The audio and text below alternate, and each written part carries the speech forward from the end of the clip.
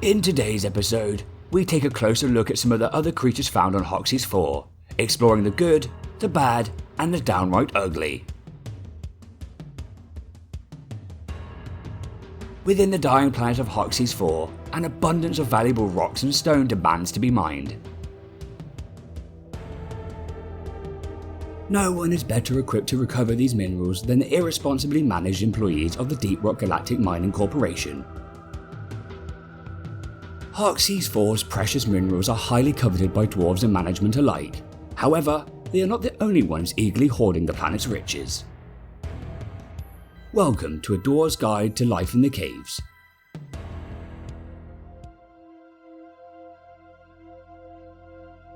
This is the loot bug, a species that, unlike glyphids, possesses a decidedly friendly disposition. Despite their small stature and lack of defences, loot bugs have no natural predators, thanks in part to their preferred diet.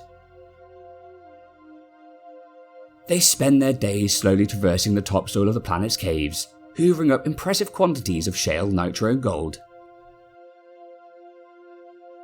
Though loot bugs care little for riches, ingesting these valuable rocks does offer the creature an incredible advantage. The build-up of mineral deposits within their digestive system makes them an unappealing meal choice for the planet's carnivores, allowing the species to enjoy a peaceful existence. Amongst Rock Galactic employees, loot bugs inspire a mixed reaction. Whilst all dwarves agree that these little grubs are cute, they are considered a pest by the more profit-orientated employees. Dwarves looking for a hefty paycheck can extract minerals from loot bugs in a number of ways. The most humane of these procedures involves a lithofoamer. When fired at the loot bug's outer shell, the foam forces minerals out of its body and onto the cave floor, causing minor damage and temporarily freezing the creature in place. Due to the restricted use of lithofoamers during missions, dwarves must occasionally resort to a more fatal method of extraction. Loot bugs are prone to self-combustion under fire, a somewhat poorly evolved defense mechanism. A few strikes from a pickaxe are enough to trigger the explosion, sending their stored minerals flying in all directions. While loot bugs are fairly common, there is one rare variety that only the luckiest or most experienced dwarves have encountered in the caves. The golden loot bug. In the gloom, their outer shell glitters a dazzling gold, making them easy to mistake for a vein of ore. This coloration is thanks to their picky diet, consuming only deposits containing high quantities of gold. The golden loot bug behaves exactly like the common variant, but upon death, it releases large, highly valuable chunks of gold.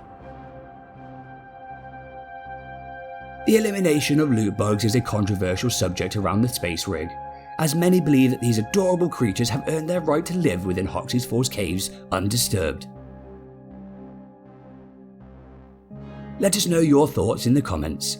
Regardless of your stance, it is important to keep in mind that loot bugs are especially attracted to loose minerals. Be sure to deposit yours regularly during missions to prevent them from being snatched up by those hungry grubs.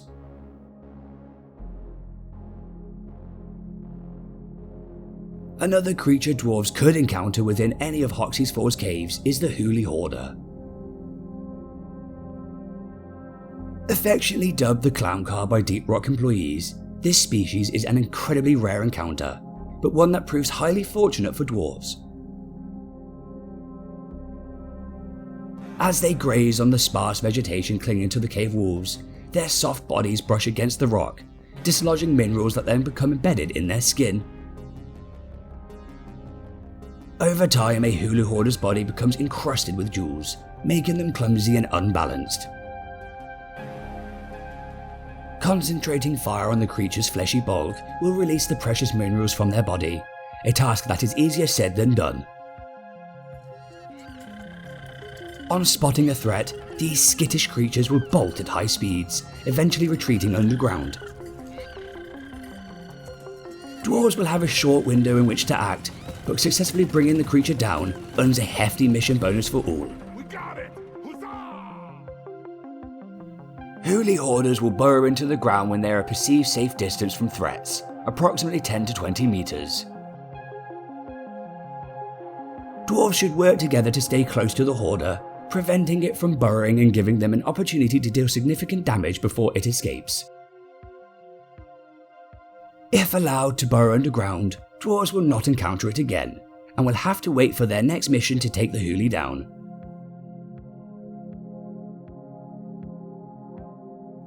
Before moving on to some of the more hostile creatures stalking Hoxxes IV's caves, there is one other passive species that Dwarves should be aware of. The Silicate Harvester. This strange looking creature, its features reminiscent of a squid, is often found in the dense biozone, fungus bogs, and radioactive exclusion regions of the planet. It levitates serenely above the cave floor, its questing tentacles searching for mineral fragments and microscopic crystals in the soil. Silicate harvesters appear to live in their own world, oblivious to the chaos and destruction around them. Due to the rarity of encountering the docile creature, it has become a common practice amongst Deep Rock employees to ride the Harvester, challenging each other to see who can stay on the longest. In fact, some dwarves have adopted a battle technique, using the Silicate Harvester to gain a height advantage during a fight.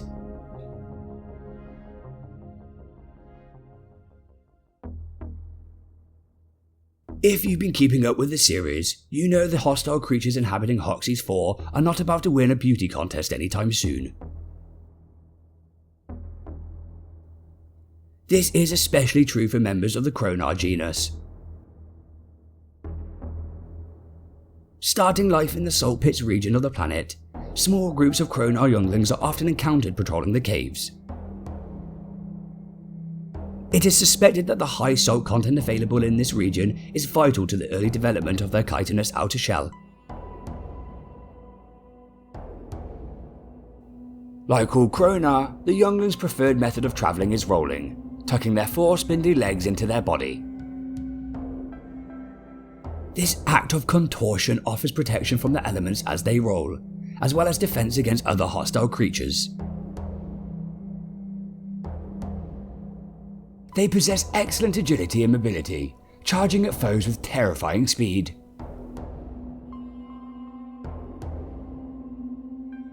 On encountering a Kronar youngling, dwarves are advised to utilize indiscriminate firepower and incendiary weapons to effectively pierce the creature's still developing shell. As the Kronar matures, they leave the relative safety of the salt pits, migrating to all regions of the planet except sandblasted corridors. Unlike the younglings, the Kronar Shellback is a solitary creature, rarely found with others of its species. Their behaviour is similar to that of a youngling. Though their rolling attack inflicts more damage, their shell now fully developed and nearly impenetrable. Additionally, the Kronar Shellback possesses a devastating spit attack, unfurling their body to launch globs of acid from their horrifically oversized mouths. As the creature must remain stationary for this attack, it presents the perfect opportunity for dwarves to inflict damage. The Kronar Shellback's eyes and mouth are particularly vulnerable to fire damage, and it is advised to target these as a priority.